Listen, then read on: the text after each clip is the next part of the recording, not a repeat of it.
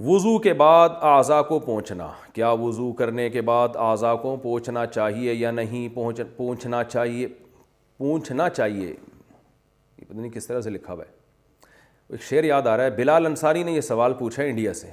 शेर याद आ रहा है पोंछने से।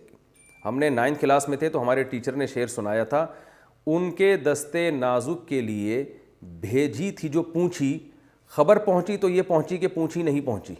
उसको शायर ने कहा, उनके दस्ते नाजुक के लिए भेजी थी जो पूंछी, खबर पहुंची तो ये पहुंची कि पूंछी नहीं पहुंची। यानी शायर बेचारा जल रहा है, कुड़ रहा है। तो सोचो, यानी उस ज़माने में रुमाल ना पहुंचने पर इतनी तकलीफ़ हुआ करती थी और महबूबा तक रुमाल पहुंचाना बहुत मुश्किल होता था। आज तो बंदा आराम से पहुंच जाता है महबूबा तक। तो उस ज़माने में इतने फासले थे कि महबूबा को आप रुमाल पहुंचाना आपके लिए मुश्किल था। तो लव लेटर कौन पहुंचाएगा और ख़ुद कैसे पहुंचेगा। और आज महबूबा पहले पहुंची हुई होती है, बंदा लेट पहुंच रहा होता है। ये हालात हो चुके हैं।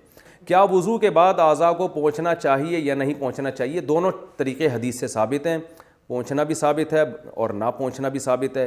तो बाज़ उलमा कहते हैं ना पोंछना ज़्यादा बेहतर है, उसमें वुज़ू के आसार देर तक रहते हैं, यानी वुज़ू की ताज़गी ज़्यादा देर तक रहती है। लेकिन जायज़ है, बहरहाल उलझन होती है, बाज़ दफ़ा नमाज में दिल नहीं लगता, पानी टपक रहा होता है, तो पोंछ भी सकते हैं, कोई इतना बड़ा इशू नहीं है। क्या अटैच बाथरूम में वज़ू की दुआएं पढ़ सकते हैं? अटैच बाथरूम में वज़ू की दुआएं ना पढ़ें तो अच्छा है। वैसे भी वज़ू में कोई लंबी चौड़ी दुआएं नहीं है, सिर्फ़ एक ही दुआ है, अल्लाहुम्मा ग़फ़िर ली ज़ंबी व वस्सिअ ली फ़ी दारी व बारिक ली फ़ी रिज़्क़ी। इसके अलावा जो लंबी चौड़ी दुआएं हैं ना वज़ू में, हाथ धोते हुए ये, मुँह धोते हुए ये, कुल्ली करते हुए ये किसी भी मुस्तनद रिवायात से, हदीस से साबित नहीं है। वुज़ू में चेहरा धोने की क्या हुदूद हैं?